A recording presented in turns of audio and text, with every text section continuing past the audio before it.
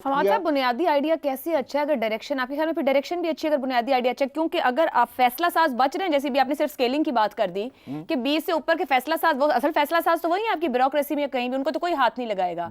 जो नीचे के लोग हैं, इसी तरह वो इदारे बंद कर दें 2-2 4-4 लोगों, बट जो इदारे बहुत ज्यादा खा रहे हैं उनको आप हाथ नहीं लगाएंगे।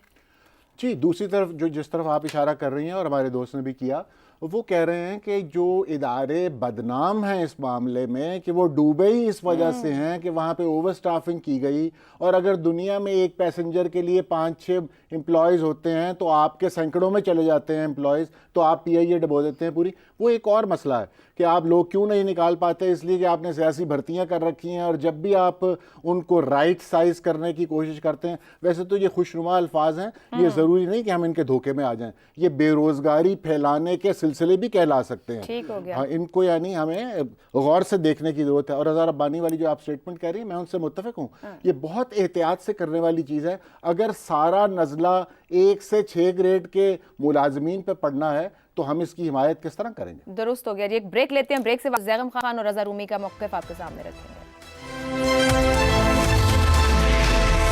प्रोग्राम के आखिरी हिस्से में एक बार फिर खुश आमदीद। रज़ा रूमी साहब, हम राइट साइजिंग की बात कर रहे हैं। पीपल्स पार्टी वो 18वीं तरमीम को भी मेंशन करती है कि 17 वजारतों की किस्मत का फैसला किया जाना था, कुछ एतराज़ भी करिए राइट साइजिंग पे। कितने एतराज़ात दुरुस्त हैं और इस पूरे मामले के लिए या किफ़ायत शुआरी के लिए कितना पीपल्स पार्टी का ऑन बोर्ड होना हुकूमत के साथ ज़रूरी है या फ़ायदे में है हुकूमत के?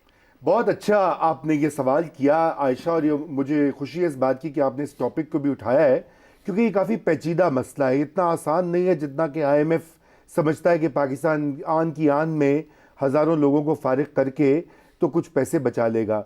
देखिए, पाकिस्तान पीपल्स पार्टी के ज़माने में 18वीं तरमीम मंजूर हुई, उसमें तमाम पार्टियाँ ऑन बोर्ड थी, और उसकी रूह से जो महकमे ख़त्म किए गए फेडरल गवर्नमेंट के, वो कहा गया कि तमाम उसके जो मुलाजमीन हैं, वो इख्तियारात हैं, वसाइल हैं, वो सूबों को मुंतकिल हो जाएंगे। लेकिन हमने क्या देखा कि ख़ुद ही जो उसके बाद आने वाली हुकूमतें थीं, उन्होंने यके बाद दीगरे उस तमाम महकमों को रिवाइव किया फेडरल गवर्नमेंट में। यानी कि एजुकेशन का महकमा था वो सूबे में रहना था।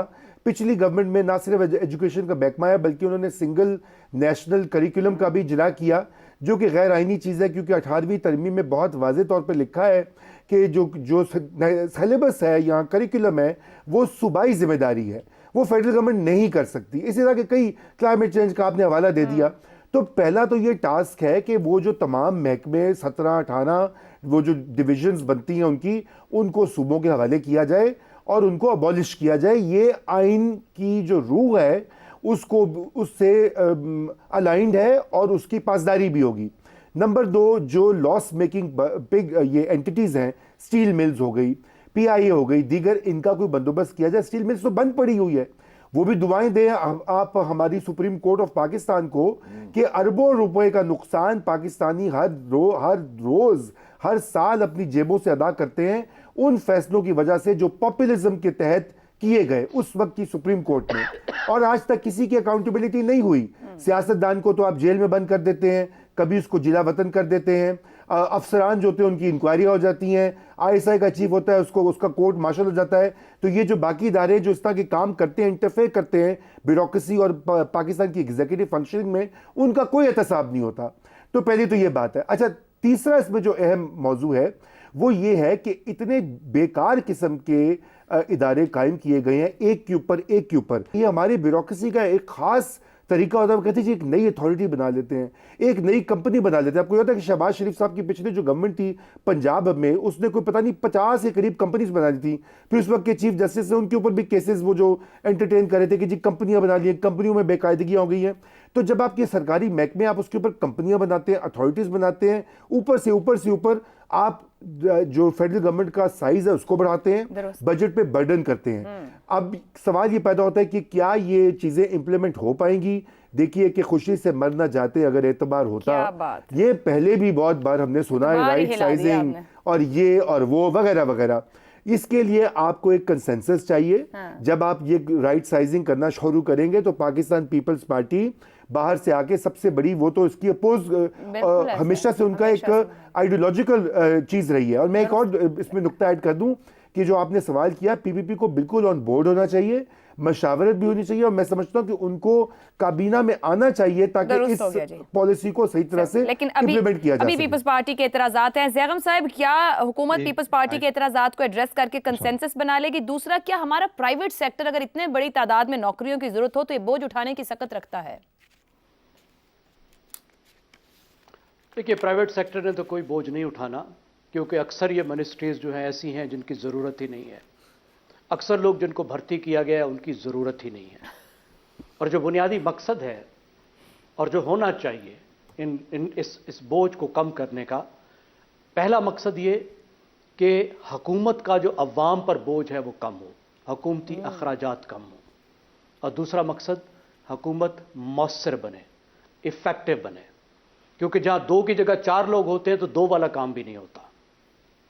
ابھی تک اس پر حکومت کی جو پرفارمنس ہے وہ بہت بری رہی ہے. حکومت نے اپنے اخراجات بڑھائے ہیں, کم نہیں کیے, اور بے شمار ہمیں ایسے اخراجات نظر آئے ہیں جو قابل اعتراض ہیں. مثال کے طور پر خود ایم این ایز اور ایم پی ایز کے لیے جو بجٹ رکھا گیا ہے وہ بالکل نامناسب ہے.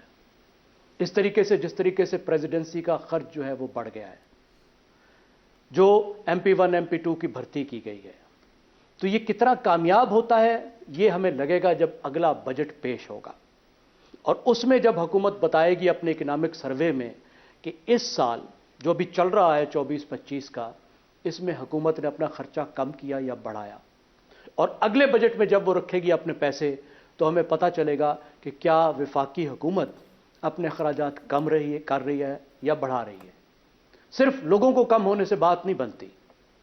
اب دیکھیے, جن 43 منسٹریز کی بات ہوئی, 43 منسٹریز کی اور 400 اٹیچ ڈپارٹمنٹس کی, اس میں 6,50,000 اسامیاں ہیں.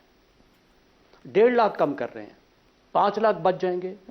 ان 5 کو بھی آدھا ہونا چاہیے, شاید 1.5 لاکھ لوگ ہی کافی ہیں. اور پھر جس طریقے سے یہ حکومت چلتی ہے, مطلب وہ ایک حیران کن ایک چیز ہے کہ سیکرٹری صاحب اور ڈائریکٹر صاحب اور اسسٹنٹ ڈائریکٹر صاحب, وہ کمپیوٹر استعمال کرنا نہیں آتا, ان کے پاس ایک کمپیوٹر بیٹھا ہوتا ہے جو ان کی جگہ ٹائپ کرتا ہے. ایسے سب لوگوں کو تو کوئی ایسا گاؤں ڈھونڈ کے بھیج دینا چاہیے جہاں ابھی تک بیل سے ہل چل رہے ہوں. انہیں کہے کہ پتر جی جاؤ اور تم بیل سے ہل چلاؤ. You don't belong to this world, you don't belong to 21st century. You are dragging the whole country behind. تو ملک کو آپ پوچھل سے پکڑ کے پیچھے کھینچ رہے ہو. اگر آپ کو کمپیوٹر استعمال کرنا نہیں آتا تو ذمہ دار عہدے پر بیٹھے کر کے کار کریں. تو بٹھانے والوں کو پوچھیں نا. لفٹ آپریٹر ہوتا ہے جی, پھر لفٹ آپریٹر ہوتا ہے.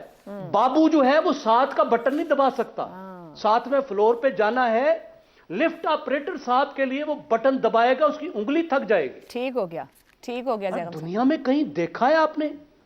تو یہ آگے چل کر جو ہے ہمیں پتہ چلے گا. اور 18ویں ترمیم والی بات بھی ہوگی. میرے خیال ہے صوبوں کو بھی توجہ دینے چاہیے. جب سے پیسے آئے انہوں نے بھی بہت فالتو بھرتیاں کی. درست ہو گیا. جی شہزاد صاحب کوئی پوائنٹ دینا چاہ رہے ہیں؟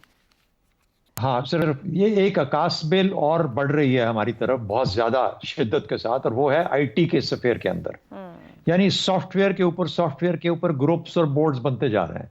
اور یہ ایک ایسا, ہم اس کو ہائی لائٹ کرنا چاہیے ہمیں کہ خدارا آئی ٹی والے جو بھی ہیں, کوئی ایسا مربوط نظام ہونا چاہیے جہاں پر اتنے سارے شعبے اور اتنے سارے لوگ جمع کر کے, جسٹ بیکاز آئی ٹی ایک فیڈ بن گیا, ایک نیا نام ہے, ہمیں ڈر ہے اس کا, کبھی کو سوشل میڈیا کا, کبھی کسی چیز کا, بس اس کے اوپر بندے بڑھائی جاؤ. اور یہ عکاس بل خود ہمیں پوری گورنمنٹ کو کھا جائے گی اگر اتنا نظام اگر اس طریقے سے بڑھتا رہے گا. درست ہو گیا. جی شہزاد صاحب بہت شکریہ. پروگرام کا وقت ختم ہوا, اجازت دیجیے, اللہ حافظ.